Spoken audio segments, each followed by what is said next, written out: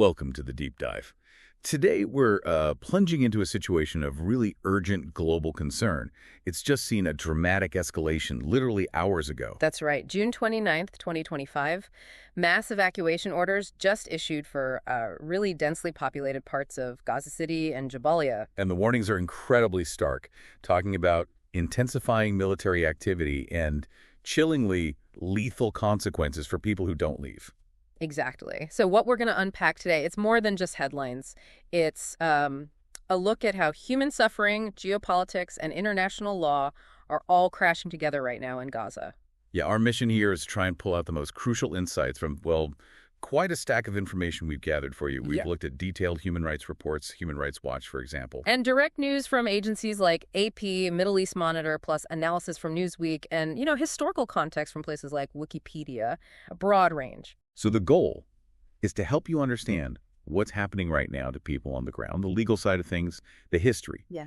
Just so you can be truly well-informed beyond the sort of day-to-day updates. Okay, let's get into it. Right. We have quite a stack of material, as I said, and it paints a vivid, often, frankly, harrowing picture. Let's start with that immediate human impact. What are we seeing on the ground when it comes to food security? What does that tell us? Well, the food situation it's escalating fast. Reports suggest the entire population is basically on the brink of famine conditions. On the brink. That's terrifying. It is. And consider this. All 25 of the UN-supported bakeries, they're still shut down. Even 25. Why is that? It's a mix of things. Primarily, aid restrictions are a huge factor, but also just the massive social disruption, the chaos on the ground. The result is the volume and the pace of food getting in is just critically insufficient. Not nearly enough for everyone. And it sounds like it's not just general scarcity. People are being pushed to, well, almost unimaginable lengths just to find something to eat. Can you give us a sense of that? Yeah, absolutely. There's some qualitative data gathered just this month, June 1st to 17th. It paints a really grim picture. Most families, they're down to one meager meal a day. One meal? What kind of meal are we talking about? Think thin broths, lentils, maybe some rice with salt, macaroni, canned beans or peas, sometimes just boiled legumes. And get this, about a third reported going whole days without eating at all. Entire days. Or surviving on just like a single piece of bread with dukkha, the spice and nut mix. Right, dukkha. Provides a bit of flavor, maybe some substance, but still. Barely anything. And many people are just drinking water to try and calm the hunger pangs. Adults are consistently prioritizing kids, the elderly, the sick over themselves. That level of desperation. It's hard to comprehend. And you mentioned scavenging. Yes. Around 15%, maybe more, reported resorting to scavenging for food, in garbage, in rubble. 15% scavenging in rubble. What does that tell us about the systems breaking down? It points to a complete collapse, really, Yeah. a systematic dismantling of a community's ability to feed itself. And it's not just scavenging. People are risking their lives, literally, trying to get food from these militarized distribution points. How so, risking their lives? They're facing gunfire, shelling near these sites, stampedes, assaults. It led to mass casualties, just trying to get aid. And you see the physical signs everywhere, malnutrition, severe weight loss. Plus, the mental health impact is devastating. Reports of suicidal thoughts, kids mixing grief with hunger. It's heartbreaking. Beyond the hunger, which is clearly devastating, there's this other intensifying crisis. Mass displacement. You mentioned the evacuation orders. The scale sounds staggering, and it seems to shatter any idea of a safe area. What's the reality there? It's profound. Since mid-March 2025, 47 separate displacement orders. 47. And geographically. That covers about 282 square kilometers. Which is how much Gaza? That's 77% of the entire Gaza Strip. And as of just a few days ago, June 25th, 82.6% of Gaza's territory is either inside an Israeli militarized zone or under one of these displacement orders. 82%. So effectively, there's almost nowhere left that's not impacted by this. Pretty much. There's virtually no truly safe place left. People are told to go to safe areas like Rafah or these designated humanitarian zones in places like Al-Mawasi. But are they actually safe? Well, residents consistently report shelling destruction inside these areas. What's more, the boundaries of these zones have been redrawn, shrunk multiple times. Areas within a humanitarian zone have then been redesignated as combat zones. So it's constant uncertainty. You move somewhere thinking it's safe, and then suddenly it's not. Exactly. It forces people into this perpetual state of flight.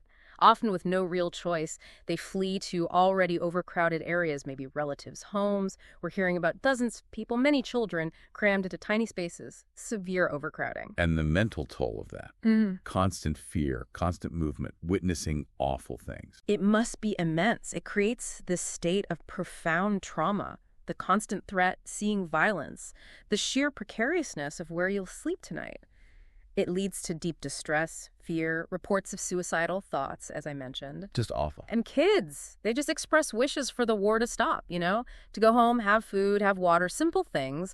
Plus there's the physical destruction, widespread demolition of homes, buildings. Making return impossible even if the fighting stopped. In many cases, yes. Take Block 108 in Khan Yunis, for example. Even areas not initially targeted for evacuation have seen heavy damage or just complete demolition. Critics argue these evacuations aren't really about safety. They lack any meaningful effort to meet humanitarian needs. Instead, they seem to just exacerbate the suffering, acting almost as a tool of displacement itself. These realities on the ground are so harrowing. The hunger, the constant flight, the destruction, it naturally raises the question of accountability. What's happening on the international stage? What are the legal bodies doing? Right. Well, two key international bodies are heavily involved here. You've got the International Criminal Court, the ICC, and the International Court of Justice, the ICJ. Okay, let's break those down. The ICC first. So the ICC has jurisdiction over war crimes and crimes against humanity committed in Gaza going back to June 2014. That's because the state of Palestine ratified the Rome Statute, which created the court. And they've been active recently. Yes, the ICC prosecutor has actively sought arrest warrants for Israeli officials. Now, the ICC makes a distinction. It's important.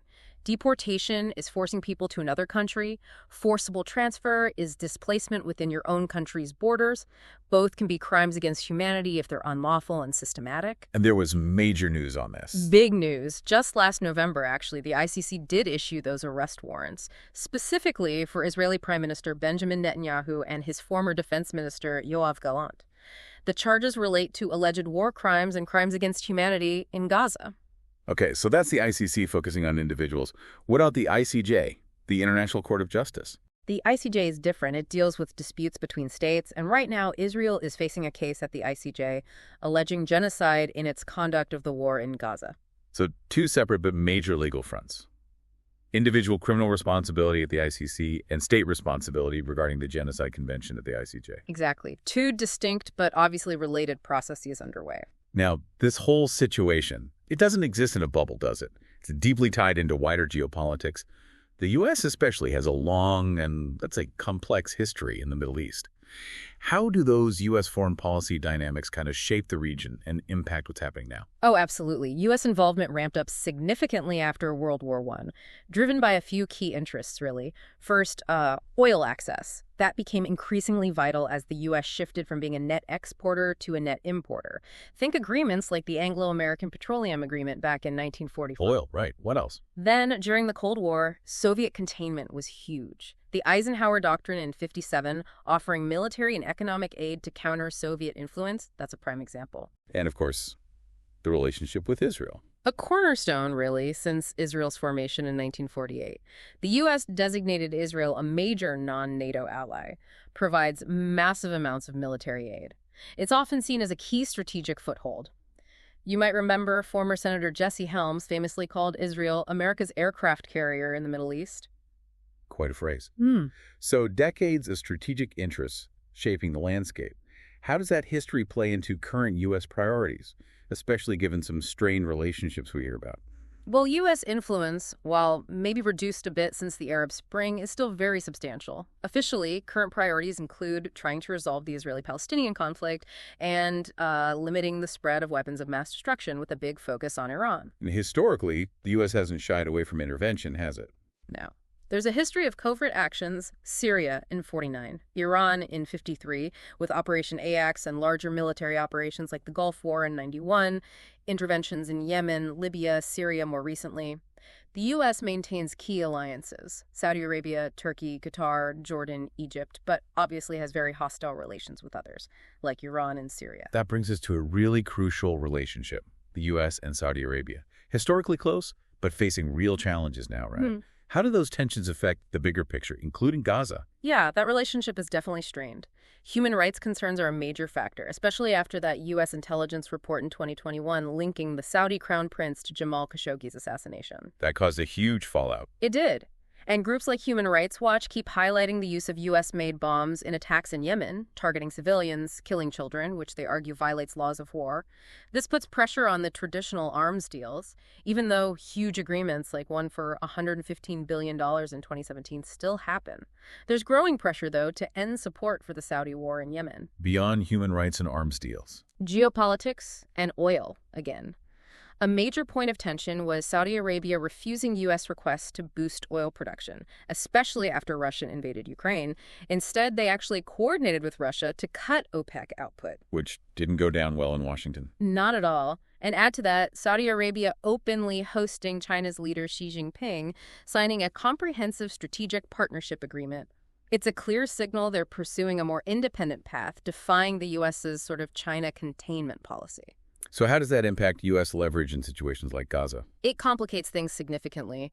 When a key traditional ally is asserting its independence like this, shifting alignments, it reduces U.S. influence and makes diplomatic efforts, like pushing for ceasefires or humanitarian access in Gaza, much more challenging. It points to a more multipolar Middle East, really. Okay, so with all this immense suffering, these complex legal battles, the shifting geopolitics, the obvious urgent question is, what about a ceasefire? Is there any hope on that front? Well, the reports are saying that ceasefire prospects are, quote, improving. That's the language being used. Improving? Yes. Despite ongoing violence? Yes, and that's the grim paradox. Even as these talks happen, the violence continues.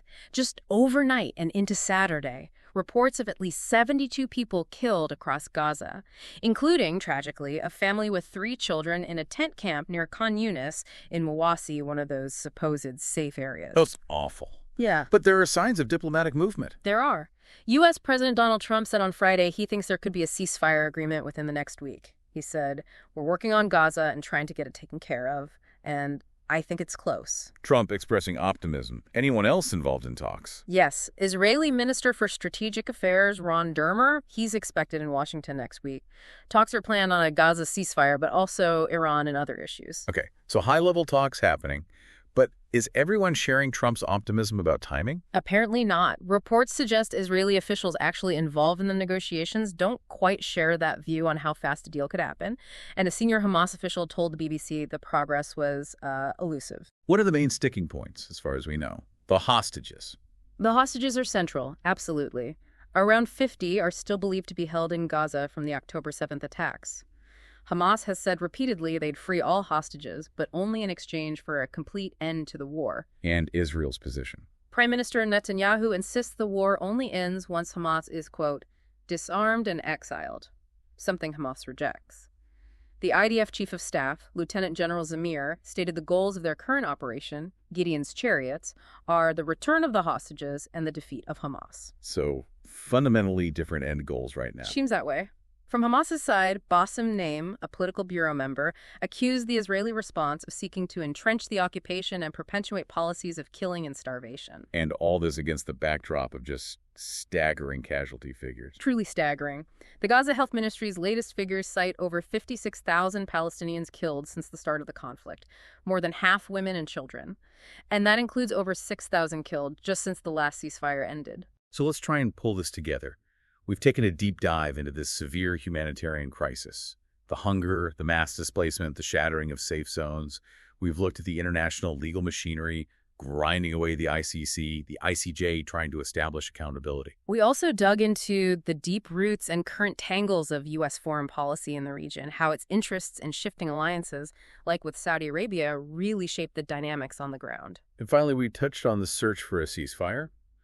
The glimmers of hope, maybe from President Trump, the upcoming talks, but also the huge gaps that remain between the sides, particularly regarding hostages and the ultimate war aims. Yeah, the idea behind this deep dive was really to give you that comprehensive but hopefully digestible understanding of what is an incredibly complex situation, trying to highlight some of the key facts, the context that maybe gets lost in the daily headlines. It's a snapshot of a truly dire reality shaped by these powerful historical forces and really urgent present dangers, hopefully gives you a deeper insight into how all these pieces fit together. So, thinking about everything we've discussed, the immense human costs, the deep historical factors, the international legal processes ticking along, it leaves you with a pretty big question, doesn't it? Which is? What would a truly lasting peace actually require?